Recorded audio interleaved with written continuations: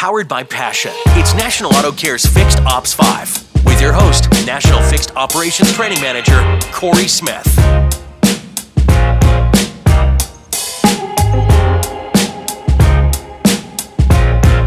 Welcome to Fixed Ops 5. I'm your host, Corey Smith. Today, I'm being joined by service manager for a dealership out in Chicago, Erick Jauregui. Before we get into this episode, Erick, tell me the elevator version about your career. First of all, Corey, thank you for having me on. Much appreciated. Started off as a porter. From porter, I went into a parts driver, which led me to the parts counter person. Then from there, I went on to become a junior writer, kept moving up the ladder to a service writer, which is what I bleed and breathe, and my heart beats as a service advisor. Thankfully, I had a very good mentor and some great success, which then led me to a promotion as a service manager, which is my current role right now, service managing 2 stores. That's great, Erick. What a great story. I mean, to really start from entry level, really, and now you're operating not just one service department, but 2. I mean, that's a lot of work. And you're fairly young. Am I right in saying that? Thank you. Well, I'd like to think that. Some of the mornings are rough waking up, but yeah, I still think I have a lot ahead of me to learn. Good. Well, awesome. So today's topic is how can an advisor go from good to great, right? And we talk about that a lot. And I know you have a lot to give on this aspect. So let's jump right into it. What is one thing that an advisor can do to be great at taking care of the customer? One of the hardest things that I had to deal with when going from good to great, it's a very sensitive time for a service advisor when they realize they're good. And many times you don't realize the potential you have. Sometimes somebody has to wake it up. It could be a customer, it could be a particular visit, or it could be a mentor that says, hey, you have this potential you don't even know you have. The biggest thing that I would tell someone that develops greatness in service advising is the ability to have the process work for you, not have you work in the process. And that's one of the biggest things that I took from service advising when I realized I can make this work was the process itself. And a lot of people have 10 steps, the meet and greet, the walk around, the active delivery, the updating. It's having the process work for you is the biggest thing I could tell a service advisor. That's great advice, because you're absolutely right. When I started my career, I didn't get any formal training. It was, there's your phone, there's the computer, here's your route sheet, those are your technicians, good luck, right? But when I really took that next step of training outside of the work time, doing a lot of reading, almost putting that puzzle together, saying, okay, this is going to be my process. My store didn't have a process written down, so this is what I was going to do to be successful and to be great at taking care of the customer. So with that advice that you just gave us, how did you overcome that? And when was that aha moment for you to really overcome that issue, to be great? And now you're at that management level in your department, overseeing 2 stores. How do you recognize that with your own people when you're watching over them? Well, I find different key strengths in each service advisor, and I let them work with that. What I do is I find their strengths and then I find their weaknesses. And it's very hard sometimes to admit your weaknesses because the craft that we do, it takes so much to build it. And where we really put our work in is in the preparation. If you work harder in your preparation, you will actually work less in front of your customer. And it gives you confidence. That confidence will lead to wanting more of it. That's the key in our success when it comes to training service advisors, is training them how to prepare, how to be confident in front of the customer, how to have the information ready before it's needed. Especially in the world that we live in right now, everything's immediate. You have to have everything before it's requested. So to me right now, the process and the preparation is the biggest key holder for a great service advisor, if that makes sense. It does make sense, and it really, brings me to this. I'm just gonna put it out there and assume that you're a Chicago Bulls fan, right? Just a little bit. Just a little bit. Just So I did a lot of reading on Michael Jordan, and for me, I'm a Celtics fan, right? But I appreciated what Jordan did for the sport, but I really didn't know until after he walked away from the sport how much preparation he put into his craft and his mindset to really be great. And as an advisor, you've got to really decide, am I just going to dip my toe in and show up, punch in and out, do the best I can, and then go home? Or do I want to make this a profession? Do I want to be a professional and get paid like a professional? Am I willing to do this? And that's a sacrifice. And we talk about this, and because everyone has played sports, have been part of sports growing up. We didn't just put a uniform on and show up to the game and play and went 5 for 5 batting or made every shot that we took. We practiced to get to that point, right? And we learned from each scenario, and then we practice on those scenarios. So service advising isn't any different, right? Would you agree?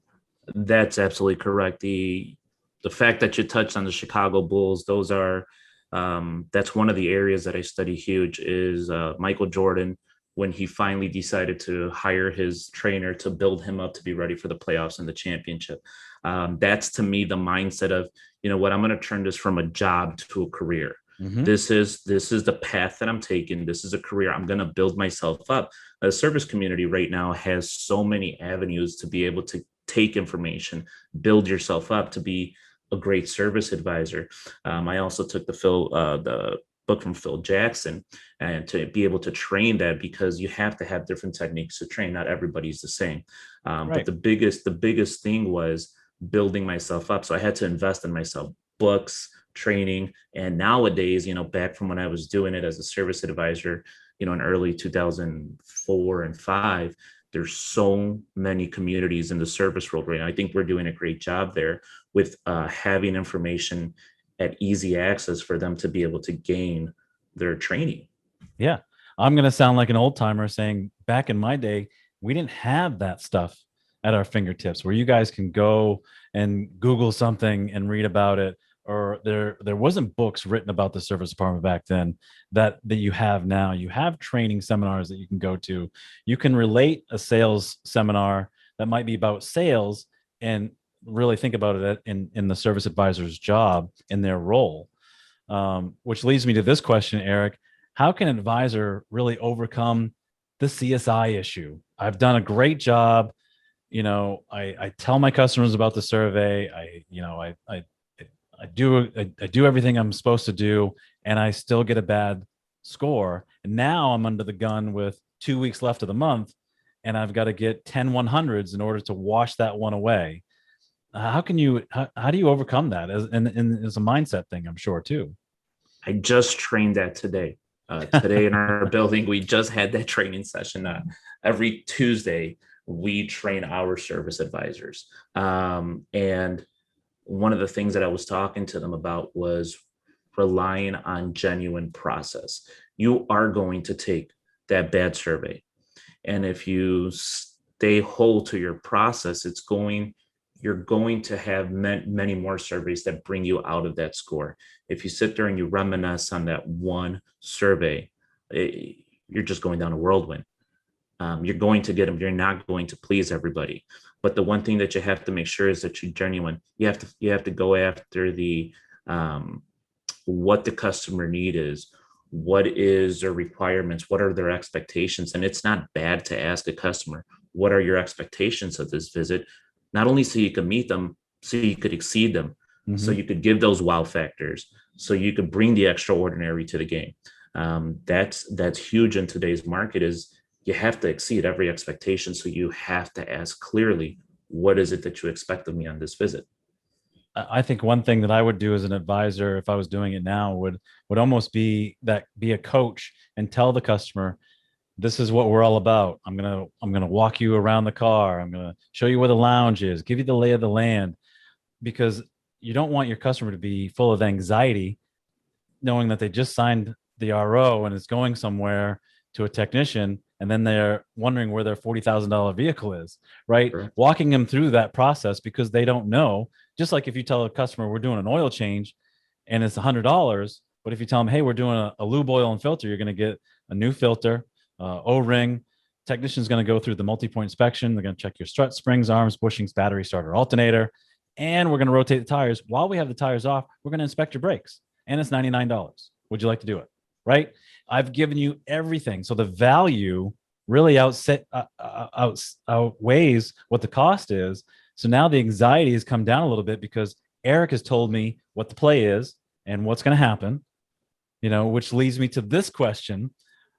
We've all heard the term, call your customers at 10 and 2, right? But in today's market, that time doesn't work with customers, 24 hours access to email, to texting, calling, all that stuff. How can today's advisor really stay ahead of the customer?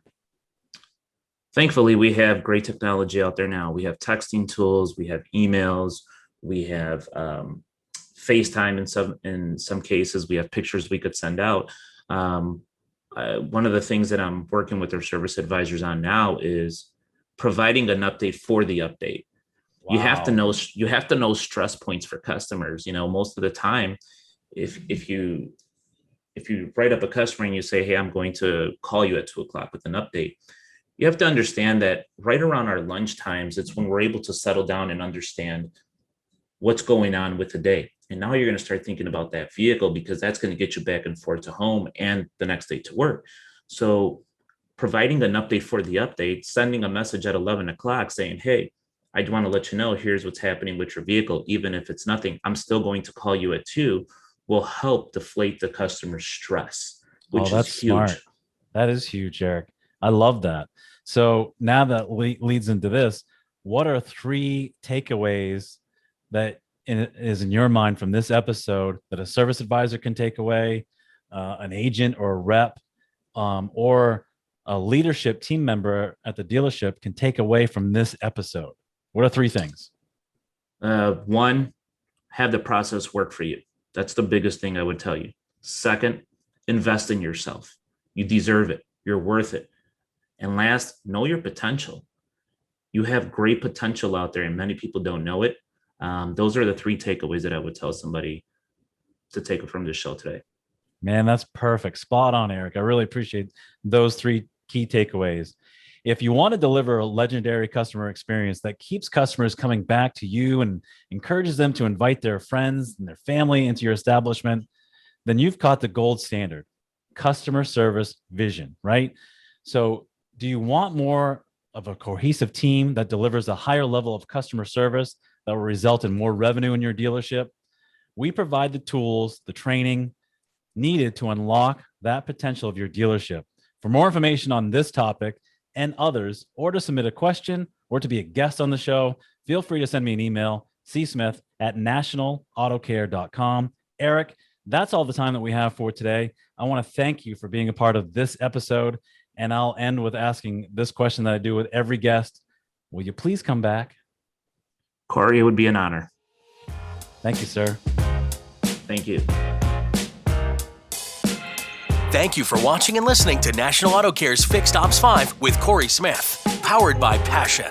Be sure to watch and listen to the next episode on the 5th and 20th of every month.